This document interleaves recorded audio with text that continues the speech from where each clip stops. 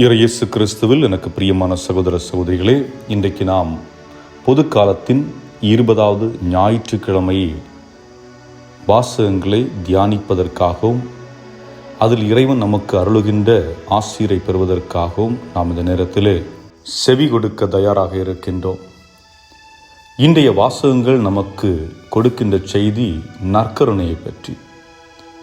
இயேசுவுடைய உடலும் இரத்தமும் நம்முடைய வாழ்வுக்கு இன்றியமையாதது என்பதை இயேசு இன்று தெளிவுபடுத்துகின்றார். காரணம், பழைய ஏற்பாட்டில் மன்னா என்ற ஒரு உணவு இஸ்ராயல் மக்களுக்கு பாலைவனத்திலே கொடுக்கப்பட்டது. ஆனால் அந்த உணவானது ஒரு நாளைக்கு பின்பு அவர்களால் பயன்படுத்த முடியவில்லை, அழுகிவிட்டன. ஆக அந்த உணவு ஒரு நாளைக்குத்தான் வாழ்வை கொடுத்தது. ஆனால் ஆண்டவர் இயேசு கிறிஸ்து கூறுகிறார், என்னுடைய உடலையும் இரத்தத்தையும் உண்டு குடிக்கிறவர்கள் நிலை வாழ்வை பெற்றிருப்பார்கள். இங்கே 2 விதமான உணவுகளை நாம் சிந்தித்து பார்க்க வேண்டும். நாம் உண்ணுகின்ற உணவு, அன்றாடம் உண்ணுகின்ற உணவு.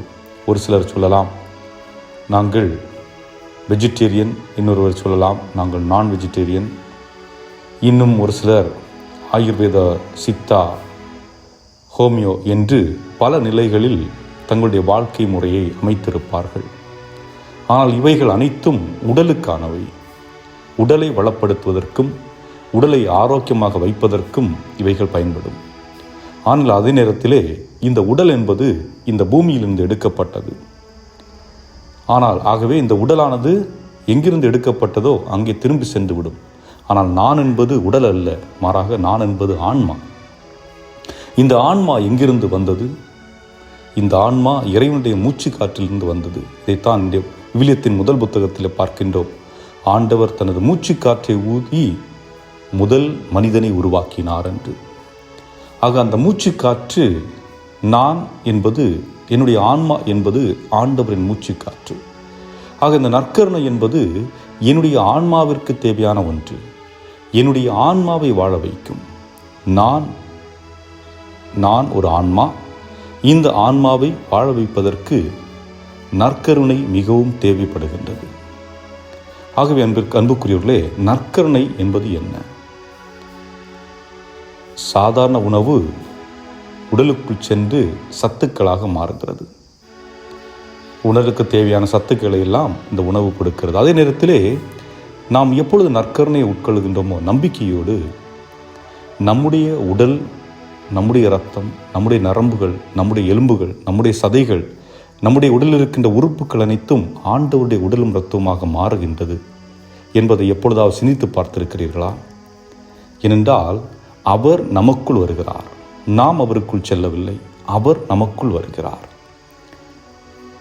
இதைத்தான் ஒரு முறை பிரைஜ் மெக்கன்னா அருட்சகோதரி அவர்கள் தன்னுடைய ஒரு புத்தகத்தில் எழுதுகிறார்.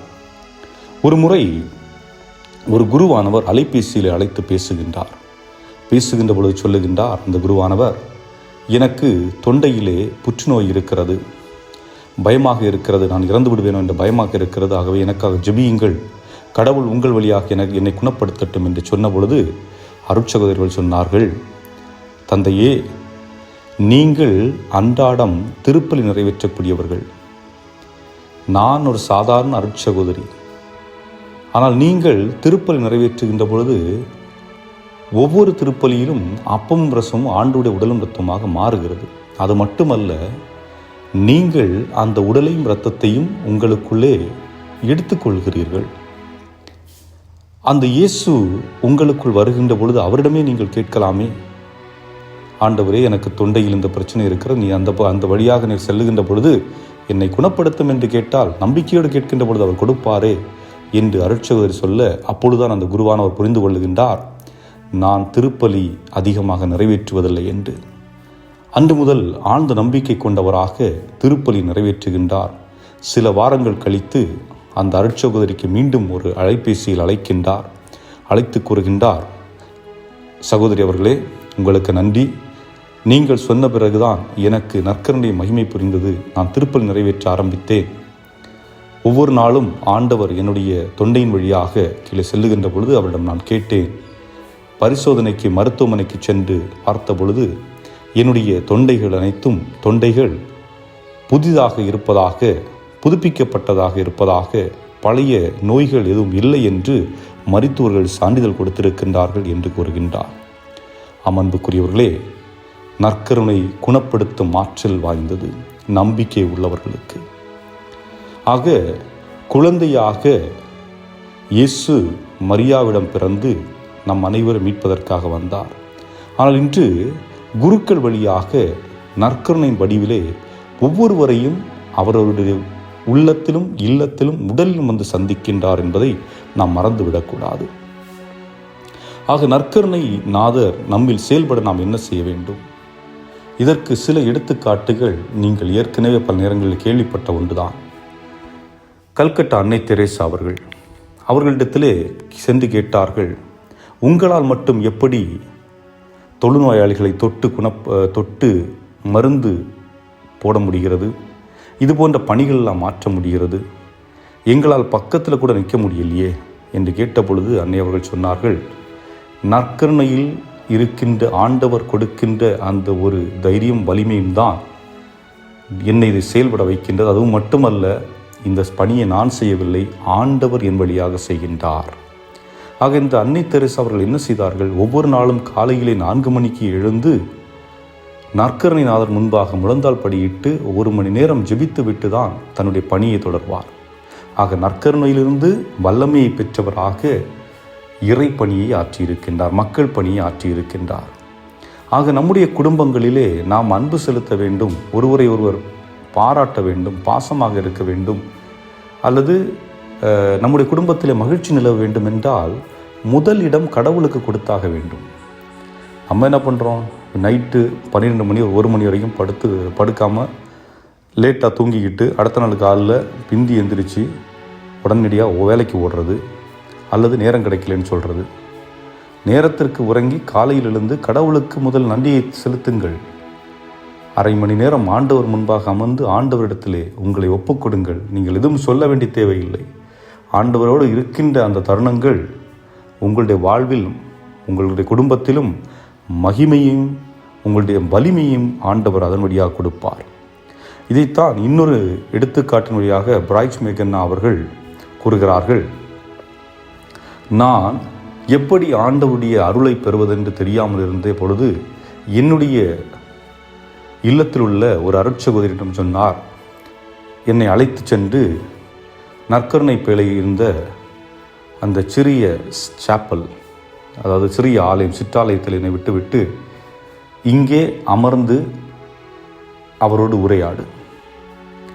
நீ என்னவாக வேண்டும் என்று அவர் நினைக்கிறாரோ அது நடக்கும். நீ என்ன ஆக வேண்டும் என்று ஆண்டவர் விரும்புகிறாரோ அது நடக்கும். அப்படி நடந்தால் உன்னுடைய வாழ்வு மட்டுமல்ல, உன்னை சார்ந்திருக்கின்ற அனைவருடைய வாழ்வும் மகிழ்ச்சியாக இருக்கும் என்று குறிப்பிடுகின்றார். ஆகவே அடிப்படையில் நாம் புரிந்து கொள்ள வேண்டியது என்ன? நேரத்தை ஒதுக்குவது. இந்த நேரம் ஒதுக்குதல் என்பது ஆண்டவருக்கு மட்டுமல்ல, குடும்பத்தில் உள்ளவர்களுக்கும் நேரம் ஒதுக்க வேண்டும். குறிப்பாக கணவன் மனைவிக்கும், மனைவி கணவனுக்கும் நேரத்தை ஒதுக்குவது, பெற்றோர்கள் பிள்ளைகளுக்கும், பிள்ளைகள் பெற்றோர்களுக்கும் நேரத்தை ஒதுக்குவது. நேரம் ஒதுக்குகின்ற நேரத்திலே அந்த நேரத்தில் உங்களுடைய கையிலே அலைபேசி இருக்கக்கூடாது, உங்களுடைய தொடர்புகள் வேறொரு நபரோடு இருக்கக்கூடாது. அந்த நேரம் என்பது அந்த நபருக்கு மட்டும்தான். அந்த நேரத்தில் மற்றவர்களை பற்றி பேசுவதோ மற்றவர்களை பற்றியுள்ள கருத்துக்களை கொண்டு வருவதெல்லாம் தேவையில்லாத ஒன்று. இருவர் சேர்ந்து கணவன் மனைவியிடையே பேச ஆரம்பிக்கின்றீர்கள் என்றால் உங்களை பற்றி பேசுங்கள். உங்களை பற்றி நீங்கள் பேச, உங்களை பற்றி நீங்கள் அறிந்து கொள்ள ஆழமாக போகின்ற பொழுதுதான் ஒருவரை ஒருவர் புரிந்து கொள்ள ஏதுவாகிறது. அதுபோன்றுதான் ஆண்டவர் முன்பாக அமருகின்ற பொழுது அவரை பற்றிய சிந்தனைகள் மட்டும் வாழ்ந்தால் போதும். நேரம் ஒதுக்குவதே நமக்கு தேவையான அருள்வரங்களையும் ஆற்றலையும் கொண்டு வரும் என்பதை நாம் மறந்துவிடக்கூடாது. ஆகவே அன்புக்குரியவர்களே, இறைவன் நம்மோடு இருக்கின்றார், இறைவன் நம்மோடு இருக்கின்றார். அதை நாம் மறந்துவிட வேண்டாம். நற்கருணை வடிவிலே ஒவ்வொரு நொடி பொழுதும் நம்மோடு இருக்கின்ற அந்த இறைவன் வேறு எங்கும் இல்லை, வெள்ளைக்கல் நிற அப்பத்திலே நமக்காக காத்து கொண்டு இருக்கின்றார். ஆக இந்த நாளிலே ஆலயத்திற்கு செல்வோம், திருப்பலியிலே பங்கெடுப்போம்.